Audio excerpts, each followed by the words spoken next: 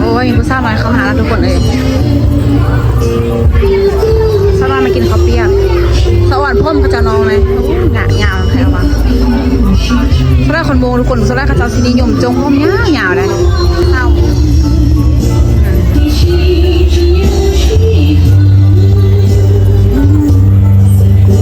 งามค่ะทุกคน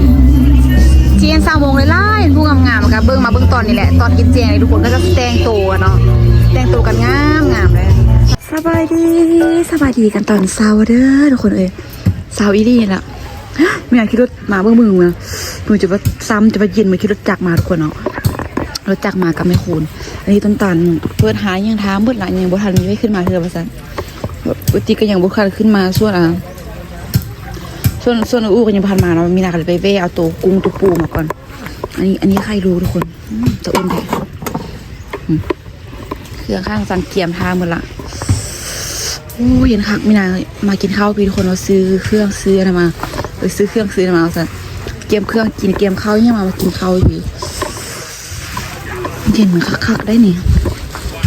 เบอร์สิบวันนี้ข้าวบนตานอนเขานอนเต้นยอมคืนนี้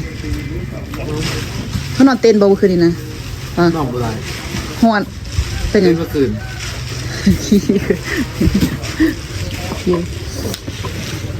มาเย็นนี้ก็จัดละเอียดริมหอยหมดได้ทุกคนเลย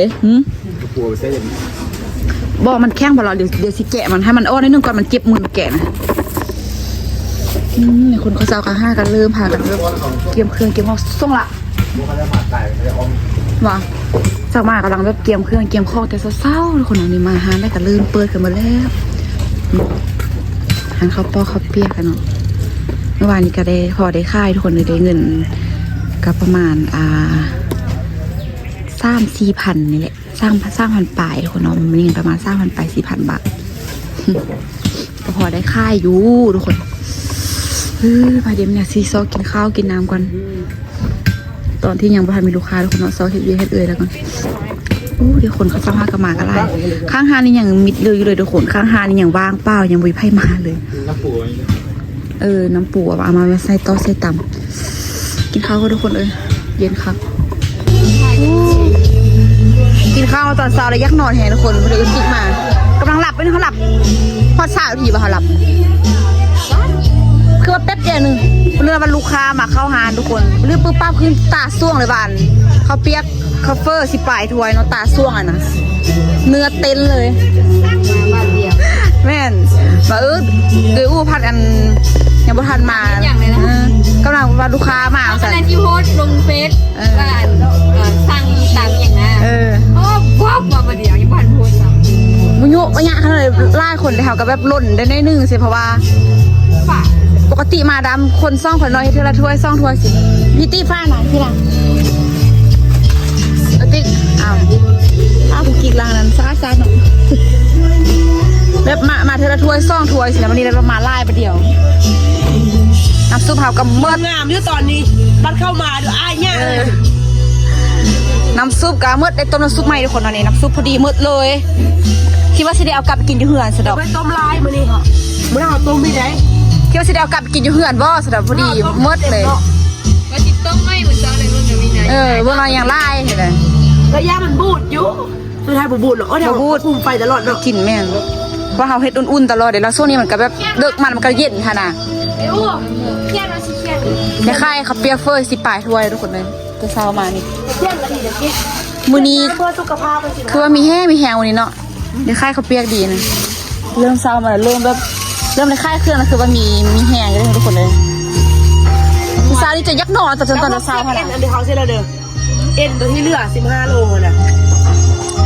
วันนี้ที่17มื้ออื่นก่อนเนาะมื้ออื่นก็สั่งมื้อ18บอกคาร่าคนยุ่มเสียบกันมันเดียวกันแล้ว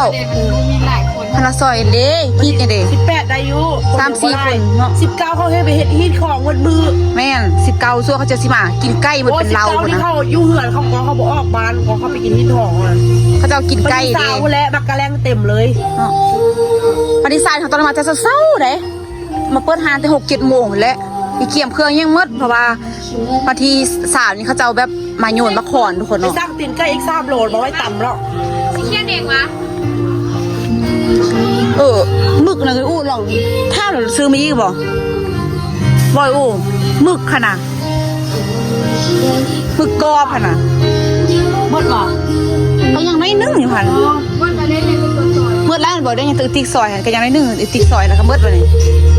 เดี๋ยวเราไปสร้างมาว่าประเทือแบบเฮาใส่ต่ำใส่อัน เอาเอง สินะเอาเองเดี๋ยวไปซื้อเอาจังเผาก็ได้ขนาดเดี๋ยวนี้ก็อย่างน้อยนึงอยู่ มื้อก่อนบุรีน่าจะพออยู่ดอก มือนี้พออยู่อย่างไล่อยู่ไอ้เกี่ยมเครื่องต่ำทุกคนเครื่องต่อเครื่องต่ำยังไรต่ำโอ้ยยังเมื่อยแล้วก็ห่างกายตรงกันคล้องบ้านนิดนึงเนาะ เนาะ ใช่อยากกินคือพี่แห้งแล้วย่าไปซื้อนะเนาะกี่ว่า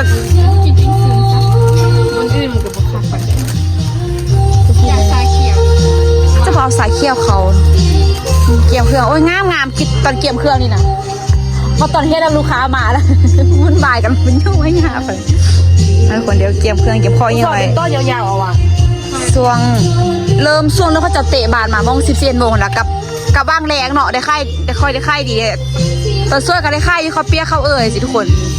หายังมากระซี่แบบมีเพลงไอ้ยังฟังได้นึงทุกคนเนาะ ได้ฟังเพลงวันนี้ดูมือเลยทุกคนเลยเดี๋ยวเขาจะเริ่มมาเปิดหากันหมดแล้วได้นี่ทางฮานเนื้อบุญกะห้ากันมาเปิดมือนี้ทุกคนห้ากันมามือเสาร์นี่ห้าทางเบื้องเนื้อบุญนะอย่างตัวนี้นี่น่าจะเป็นวันที่3เขาจะวันนะเขาก็เลยเฮ็ดบอลจอดรถป่ะนี่ก็เกี่ยมแล้วมืดแล้วทุกคนวันนี้ถ้าที่ลูกค้าเขาหาวันนี้นะไปเดี๋ยวเกี่ยมพ่อกันมานั่งเฝ้าอยู่ร้านอาหารทุกคนเมื่อกี้แดดเปรี้ยงแล้วอยู่ซื่อๆแล้วว่าฝนตกว่าสั่นหมดค่ะเพิ่งเริ่มมาแล้วนะเริ่มมาจัดหาแล้วมึงฝนตกมามีนาเก็บเครื่องข้างในเมื่อกี้ลูกกับไปตัวน่าจะออกกับเมื่อบานละติ๊กไปห้องน้ำมาไม่นานเฝ้าหาแล้วว่าฝนสาดมาฝนตกกับแบบคลายเครืองยางแหละทุกคนฝนตกเก็บเครื่องข้างในมั้งทุกคนเมื่อวานนี้แบรนด์เลยทุกคนเอาไปลงคลิปเลยมาตอนบางแรงมวยมานั่งนำนี่นะปีอย่างนี้น้อยทุกคนเอาปีเครื่องปีอย่างละกันวันนี้ไม่ค่อยได้ค่ายทุกคนวันนี้นะวันนี้ยังหายก็เมื่อวานนี้เลยหายไปเลยกับมิดมืดไปเลยกับแบบท้อแท้เลยทุกคนเนาะค่ายเครื่องกับไม่ค่อยได้ค่ายนะไม่น่ากับแบบน่ากับพลบกบุญคุณส่งให้ทุกคนน้ำเตเวียพดโบค่อยสบายเลยเกี่ยวออโต้มาเมื่อกี้ตีพาไปรอเซบูตีกับเนี่ยออโต้มาทางนั้นพูดอยู่ทางนั้นพลต้นบอกต้นตันมาหากันตัวอยู่ตัวน้อยพอดิเด้อเอาฟอนมาติ้งหน่อยไหมดึงอุ้ยหัวตำโอ้ยตัวพี่มาอีกละยานดิหัวตำไหมเอ้ยหัวตำเอ้ย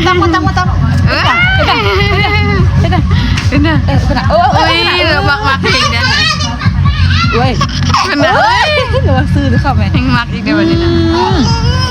เอาตัวเป็นเลาะมาเนาะไอ้ซื้อแห่แล้วคนเดินมาพี่เห็นนะดึงเป็นเลาะประเดี๋ยวเด็กน้อยหลายดิมาหัวตำเอ้ยขึ้นแน่หัวตำโอ้ยยุงกัดนี่นะติยุงโอ้ยติยุงกัดโอ้ยดูน่ะโอ้ยยุงกัดน่ะติยุงกัดปักเฮงติยุงได้ยุงกัดนี่นะยุงกัดละพากนี่นะติพูดกันนะติยุงเจ็บเลยจะมาสื่อแล้วต้มยุงให้มีนาเนี่ยต้มยุงเนี่ยโอ้ยต้มยุงมีนา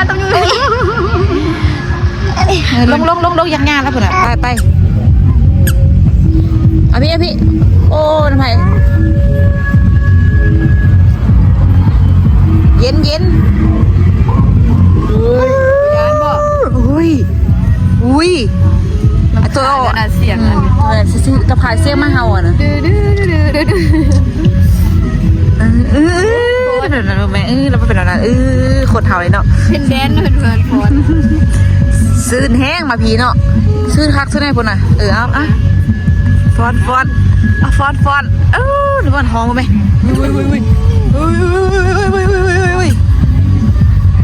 ประธานนี่ไปทางพุ่นไปพุ่น มาทางนี้อันนี้ตามฮันเพิ่นบ่เฮ็ดตามฮันเพิ่นนี่น่ะคุณก็ไปพุ่นได้พุ่นอุ้ยจ่า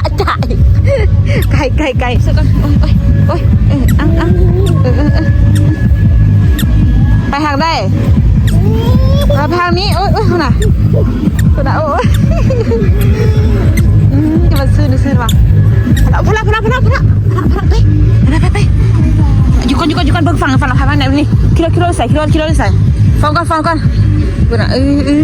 ฟังหยุดบ่ไปฟังก่อนบ่ไปยานฟอนตะมือฟอนซะบ่ไป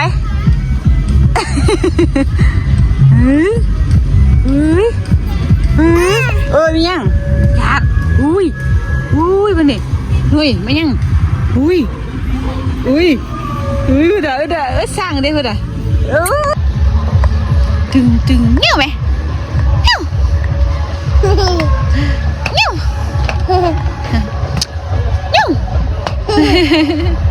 โอ้ยเอาคือตุยคือส่งเว้วเงี้ยวหาตัวมันเลาะทุกคนมึงตัวเลาะบางเครื่องดูตัวเอาเครื่องป่ะอะไรจะเดินมาไว้ตัวมาไว้โอ้เอาตัวมีเสื้องามเอาตัวอยู่บ่เนาะเอาตัวจะได้เครื่องงามบ่มึงรู้มีเครื่องงามบ่ลงแง่งไว้ไปดิอู้ยานนี่แกงอุ้ยไปแกงมาละแง่งไว้แง่งเฮ้ยยานนี่เก่งอุ้ยเด้อว่าซื้อแห้งกีตูจันโทรมาว่าตูจันจะไปกินเจียงทุกคนเนาะว่าให้เอาตัวยุ่นนี่ก้อนสั่นอ้าวนี่น่ะอ้าว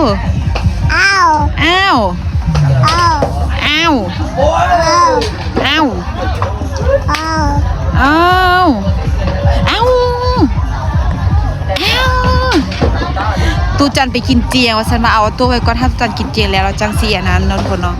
ตูจันกินเจียงแล้วจังเสียโอ้เสื้อนี่คือตะแพงเลยคืองามแท้ตัวไปเห็นเสื้องามมีหน้าหันขวมว่าแบบบริพักพรทุกคนเนาะมักเลี้ยงหนักจะแบบโอ้ทุกสึกเจ็บท้องจ้องเลยเจ็บท้องจ้องขึ้นแอวนะทุกคนเจ็บแอวจ้องท้องเจ็บท้องจ้องแอวเจ็บปวดขนาดเลยก็เลยว่าแบบยืนย่างไล่ขนาดเนาะ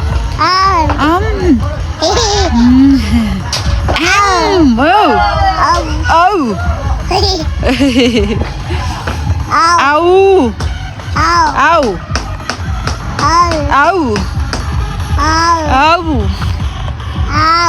คือว่านั่น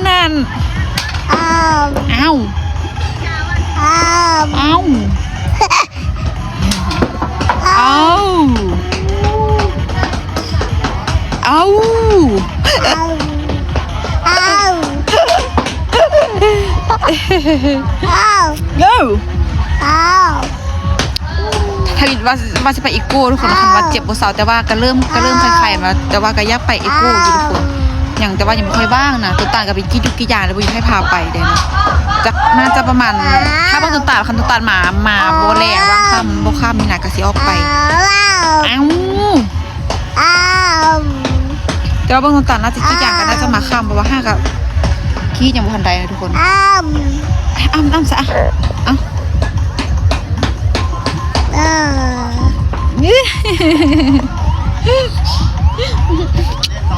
ไปเลา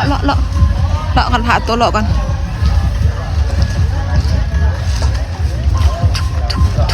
โทรห้าไม่สุก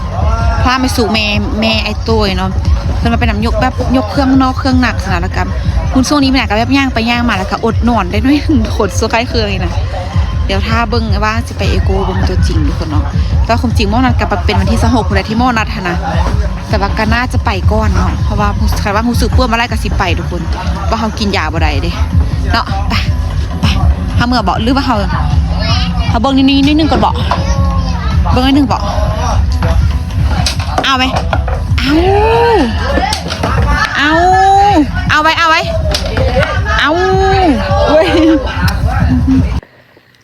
แต่ทำในตอนเช้าเลยทุกคนวันนี้ก็คือแป๊บนึงทุกคนเนาะโต้เมือก็คือแค่เข้าห้างแค่ก็เป็นคนไกลเราก็คือ เป็นหมู่ข้องแบบติ๊กเพิ่นเนาะทุกคนเพิ่นมา กินสร้างสั้นหน่อยนึงสินะวุ่นกันขนาดทุกคน พอดี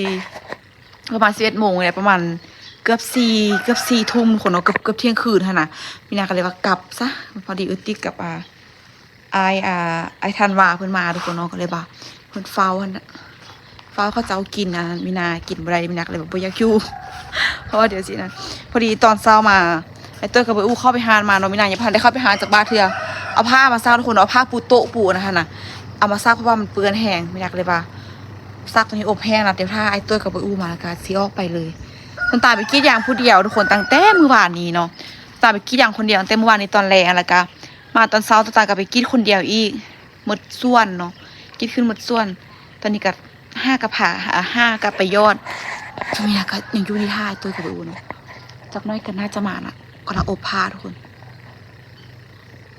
มาก็ซื้อออกไปเพราะว่าเมื่อคืนนี้ติดกันน่าจะอยู่ดึกเด้เดี๋ยวซื้อออกไปเบิ่งหางกันทุกคนเพราะว่ามันเหี่ยวกับสติเกียมเครื่องเกียมข้อยังไรอันไล่เนี่ยเพราะว่ามื้ออื่นก็คือสิเป็นมือที่เขาเจ้ามาโยนมะขอนทุกคนเนาะมื้อนี้เขาเจ้าน่าจะกินเจียงกันกินเจียงไก่โอ้คนมาซื้อไก่ล่าแห้งแต่ว่าบ่มีไก่ค่ายไม่มีไก่ค่ายเพราะว่าโอ้ถ้าเราทุกคนเลยนอนดึกเสมอถ้าแล้วงานไปมีอะไรก็สิถ้าโมนัดทุกคนเนาะถ้าหอดมือโมนัดก็สิได้ไปเอโกไปสักยุกสักยานะส่วนนี้ก็แบบพักโฮมเวียกหนักแหงมาแล้วบอกไปดีมาไปเบื้องพาก่อนเดี๋ยวพาออกมาไปทางทุกคนเอ้ยคลิปตัวนี้ซ่ามือเราบดจบจะเชื่อพอได้มีเวลาจะเชื่อทุกคนเนาะนี่วันนี้แบบคือสุดๆเลยทุกคนมีไพ่กับเปิดฮานแต่เศร้าเนาะมาเศร้ากันทุกคนเลยมานี่ฮานแถวนี้เปิดเมื่อละเปิดไหวที่สุดเท่าที่พวกมีนามาค่ายมาเลยเนาะเพราะว่ามือนี้เป็นมือที่ข้าเจ้าลิ้นข้าจะเริ่มมาคนคือคืนขนาดทุกคนมือนี้นะคนไล่แหงเศร้าโมงเนาะทางผู้ใหญ่ผู้เล็กเด็กน้อยผู้เศร้าเต็มเลยบ่ได้มีแต่คนมุงทุกคนลาวกับมาเลาะไล่กันได้แต่ว่าส่วนไล่จะเป็นคนมุงไล่กวนเพราะว่าเป็นบุญของข้าเจ้าเลยคนผู้บ่าวผู้สาวใส่สุดมาปุ๊บเดี๋ยวถ้าข้าเจ้าโยนมาข้อมาก่อนคนนอนเดี๋ยวว่าแล้วสิไปทายเบิ่งแต่ว่าตอนนี้เฮากะเกียมจัดเครื่องจัดข้อยังอยู่ทางงานเฮาจะเศร้าตอนนี้ยังวุ่นแต่จะเศร้ายังบ่ทันแล้วเบียร์ห้ากะกินข้าวห้ากะได้กินข้าวเมื่อกี้แหละคือแล้วว่าได้ไปเอาโต๊ะมาเสิร์ฟอีกโต๊ะนึงทุกคนนี่เอาโต๊ะมาเสิร์ฟอีกให้มันเป็น5 โต๊ะเนาะเพราะว่าบางทีแบบช่วงกันว่าจะได้ค่ายข้าวข้างในไม่ได้ก็ประมาณช่วง11-12 โมงทุกคนพี่นายยัง5 กะล้างเนาะล้างหน้ามาอ้ำน้ำมาแล้วคือมาเลยเนาะเติมสตอสติยิ่งกับบริษัทยิ่งจักยากเลยตอนนี้ที่ว่ามาแล้วแบบจังสมาเฮ็ดมันยังอยู่พีสิมาแต่เช้าสุดท้ายคือบุทันมีเวลาได้เฮ็ดเลยเพื่อข้อยิ่งเขาไล่แหงก็จะให้ที่เฮ็ดเฟื่อต่างๆลวกกันนะปะต้มน้ำเฟื่อไปทุกคนเปลี่ยนหม้อใหญ่มาเพราะว่าเอาอะไรมาเดี๋ยวนี้ตัวไก่นอนอักลากอยู่เครื่องข้อหอกระเทียมเป็นเครื่องประเภทเครื่องต้อเครื่องตำนี่ยังทุกคนเนาะไปมาบ้านเฮือนแหละไอ้ตัวจะขี่รถเทียบไปเทียบมาเพราะว่าที่เขาลืมข้อยังสินะอยากกินข้าวอีเมื่อกี้ทุกคนเลยขนาดคนไล่ครับมือนี้ทุกคนเป็นมือที่แบบกอบกูเนาะมือที่แบบกอบกูค่าเครื่องค่าข้องของมือนี้ก็แบบคนสิไล่ทุกคนเนาะไล่แห่งเป็นมือนี้แต่กับมืออื่นก็ที่มาจะเศร้ามือเศร้าก็ไล่เพราะว่ามืออื่นเขาจะซีส่วนงอกส่วนหัวนะมือแดงสิไล่เนาะมือแดงสิไล่ส่วนหัวบ้างก็พุ่นก็ได้ตอนนี้ประมาณเศร้าท่าเบิ้งวะเขาจะว่าจะอุ่นไปวะเขาใส่อุ่นสักนิดนึงค่ะนะถ้ามันเนาะมันอุ่นอยู่ตลอดค่ะนะใครนี่ใครรู้กันเลยก็โอ้ใครรู้ค่ะไม่ได้บอกอยากใส่เด้เนาะใส่มาค่ายขับเปียกบอกเลี่ยนตกมาเจอขับเปียกลูกค้าอมบงวะเลี่ยนอะไรลูกเลี่ยนกลิ้งที่เขาจะใส่ตับเสื้อน่ะมันนะลูกใหญ่ลูกน้อยคนเนาะตะแพงเดี๋ยวมันแม่ซุนมงคนน้อยตะแพงมาเข้าไปมันเก่งมามันจะหลับซุนมงคนน้อยตะแพงกันนะมันจะออโต้ใส่ลูก ตาแพร่ก็สุดเด็กน้อยนะ รอแถวนี้รอโต้กันเลย คนไล่แทงมากเลยสุดเขาจะไปตาแพร่สุดเด็กน้อยอะนะ เขาจะไปยืมเล้งหนูใส่ ใช่ได้หรอคนไล่ทุกคนมือนี่ก็ไล่แต่ว่ามือนี่ก็ช่วงช่วยๆนั่นหนึ่งเลยเพราะว่าแบบผู้บ่าวผู้สาวผู้สาวทุกคนเขาจะกับแบบแต่งหน้าแต่งตัวสินะแต่งหน้าแต่งตาอย่างคนมีสู้รถมาเลยได้สู้รถสู้บอกกระบะนี่อันนี้เป็นวงดนตรีเขาจะห้ากระลองเครื่องเสียงมือหวานนี่เนาะแต่ว่าคณะซิปเปอร์ไส้ไทยก็น่าจะเป็นมือวันที่21-22เนาะหรือว่ามือนี้บอกคือนี่เขาจะว่า21-22บอกแล้วก็จบงานสินะแต่ว่าค่ายเครื่องเขานี่เป็นวันที่สาว3-4ทุกคนเนาะแต่ว่าดนตรีเขาจะเอาซีมาเพลงแต่ซ่องมือคุณมีคนมาเสียบาทไล่แบบเป็นมือพักห้องห้ามเหียนได้แล้วก็เป็นแบบซิงเขาจะซิงเข้าซีทีมสุดท้ายทุกคนเนาะถ้าซิงเอาขั้นน่าจะประมาณที่22-23ไปแล้วคนมาเลาะไล่แหงตอนนี้มาไล่เนี่ยทุกคนตอนแรกแหงไล่เลยตอนค่ำขนาดกลายแบบสีค่ำมันแห้งไล่น่าก็เจ็บแอบขนาดแบบย่างลุกย่างไปย่างมาเลยนี่แค่นี้จะเป็นแบบโซนของเขาหมดเลยทุกคน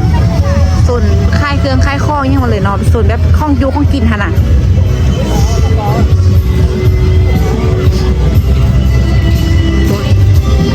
ตอนนี้ก็นั่งเฝ้าอาหารไปก่อนเพราะว่าลูกค้าที่ผ่านมาอันนี้เป็นพวกประเภทปิ้งเนาะปิ้งก็ปิ้งไก่ให้เขาตำเติมเช้านี้ก็ได้ไข่ตำนะครับเดี๋ยวไม่นานเพิ่งเกี่ยมเครื่องก่อนเกี่ยวเสียดเพื่อต้นตาลแต่ว่าต้นตาลบุกินแล้วมันสั่นต้มตีนไก่ปะ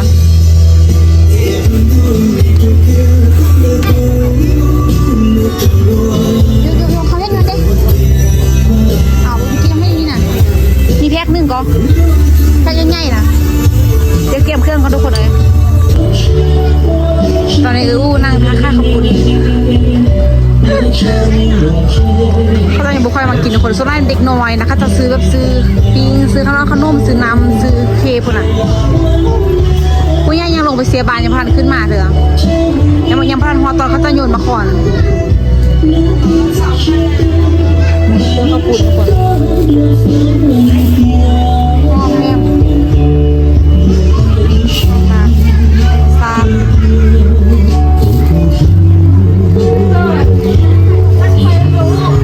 ดูที่ป่ะที่เรานั่งนี่เหมือนแล้วแค่เนี้ยไปลองคนเดียวเนาะเด้เ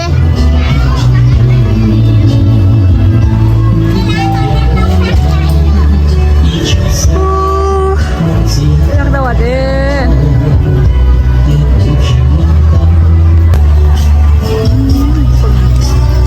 คือข้างม้วนขนาดหมดเลยนะแต่ก็บริค่ายเครื่องเรือคือเก่าน่าจะซั่วๆเลยทุกคนเขาจะห้ากินข้าวกินน้ำมาได้เนาะตอนเช้าอ่ะคนไล่วะคุณสาวคนกันแล้วทางไรอะไรค่ะ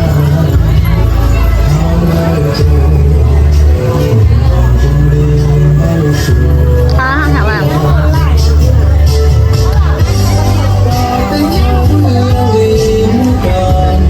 ทานขวดได้ค่ะทุกคน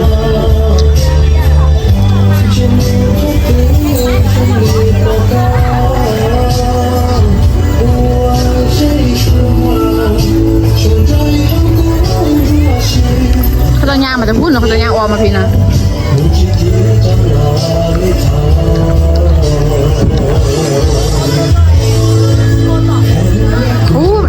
ซานี้ไม่นะน้ำข้าวปุ้นมันน้ำข้าวปุ้นห่อใส่พงอะไรเนี่ยห่อเท้าไม่นะห่อข้าวตัวดีนะตามค่ะคนยังบริไล่เลยดีนะครับคนยังบริไล่เลยเพราะว่าพวกบ้าบุซ่าจะแต่งตัวอยู่บ้าบุซ่าเนี่ยแต่งหน้าแต่งตัวอยู่คนเนาะเขายังไม่ทันมาฮะนี่หว่าตกกันที่นั้นแหละมีแต่ทอง เท่กันเนาะป้าคือใหญ่เลยตอนนี้ก็5 เดือนทุกคนก็ใหญ่แล้วตอนนี้ทำกันได้เพราะเราก็ว่าซ้ำกินข้าวอี้เหมือนกัน เขาจะร้องเขาจะใหญ่อีหลี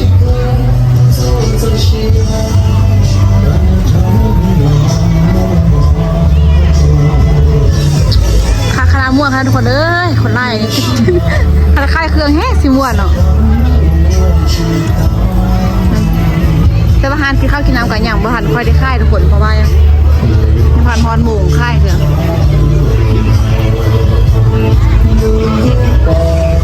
โอ้ยคนหลายค่ะทุกคนเอ้ยหน้าใบเบาก่อนนี่เป็นคุณใกล้เลยนี่คนไล่เลยหาโบนันคนไล่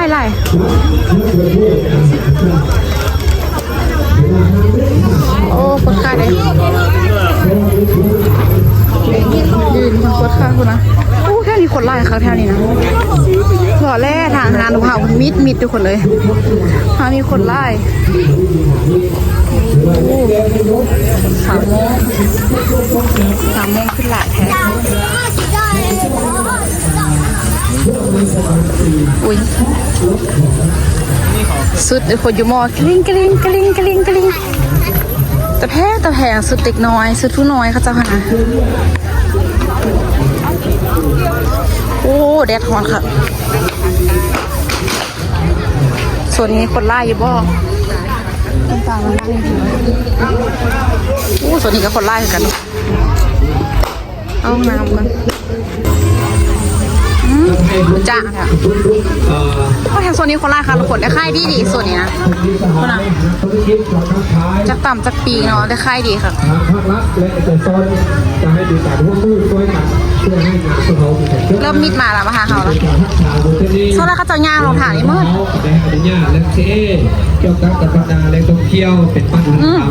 ในปีต่อไปคนโซนไทยฮูบได้นี่นะไทยฮูบก็อัดเลยเนาะเป็นแทนอัดไปเลยการส่งเสริมอนุรักษ์บุญประเพณีของมันเข้าในความของเขาภายในระเบียบและมีการนิยมเพื่อเป็นลูกเชิงนักลงทุนและนักท่องเที่ยวส่วนไทยฮูบโดยเฉพาะของเราขาดของเขาเนาะเอามาพีระมิดอินซีมึงมีคนรับไปเนี่ยเมื่อกี้คนไล่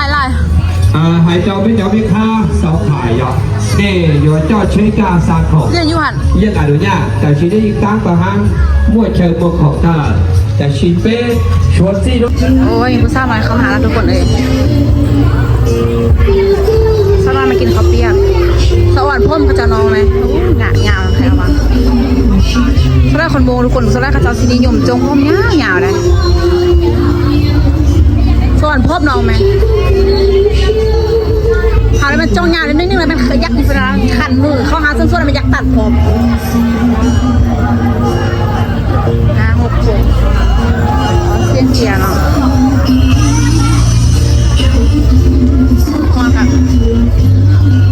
คนกำลังเริ่มทยอยมาไล่เข้าเลยนะแล้วก็คนมาไล่ทุกคนแล้วก็ฮอตโมงเขาจะโยนมาคอนกันทุกคนเนาะ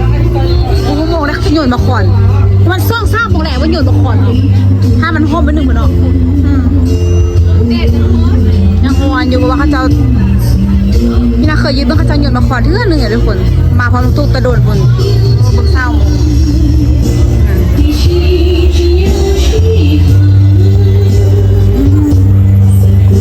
งามค่ะทุกคนเจียน20 โมงเลยผู้งามค่ะเบิ้งตอนนี้แหละตอนกินแจงทุกคนก็จะแต่งตัวเนาะแต่งตัวกันงามเลยเศร้าเล็กเศร้าน้อย45 ปี12 13 ปีสิกำลังตะแผ่นะเขาจะแต่งตัวสุดโมงเลยนะ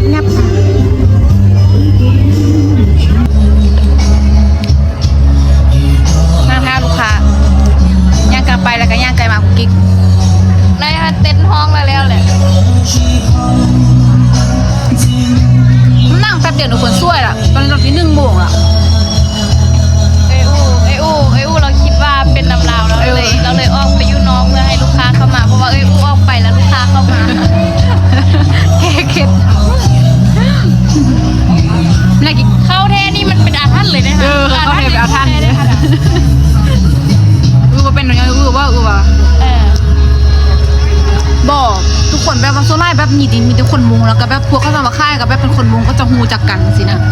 เขาแล้วแบบเป็นคนลาวเขาก็แบบบ่ค่อยฮูคนไล่บ่ค่อยฮูคนพัวได้สินะ ล่าให้คนเรามาแต่กินเบียร์เนาะ แม่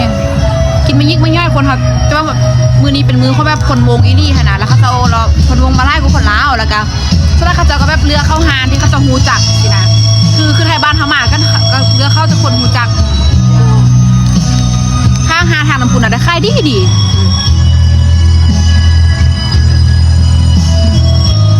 ช่อง3โต๊ะเอาเข้าโต๊ะนึงแล้วคือมิดจอยลอยเลยถ้ามิดคิดว่าเป็นไอ้มินาบริแต่งหน้าพ่อแต่ก็เลยฟา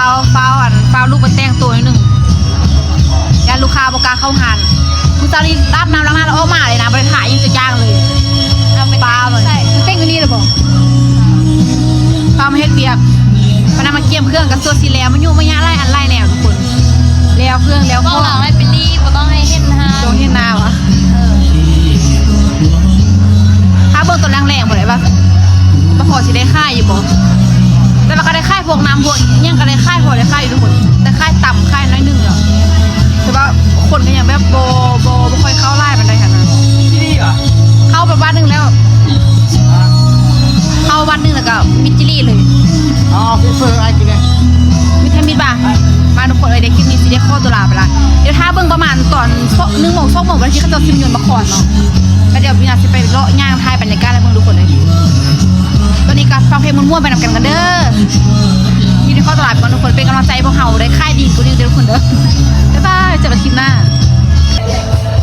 สบายดีเด้อทุกคนสบายดีกันตอนแรกเนาะมื้อนี้นะอู้พอดีอันนั้นไปดูคาเริ่มเข้าหานทุกคนเนาะไกลซิโยนมาขอดละทุกคนอีกได้นะอีกจักหน้อยแล้วเขาจะซิโยนแล้วนี่กำลังห้างโตกินข้าวกินน้ำสนามกินกันห้ามออเดอร์ไปทุกคนเนาะข้าวเปียกซี่จะมีข้าวปุ้นอัดเฟอร์ทุกคนเนาะเดี๋ยวเบิ่งตอนนี้เป็นกลุ่มที่2นาทีเข้ามาหาทำมื้อนี้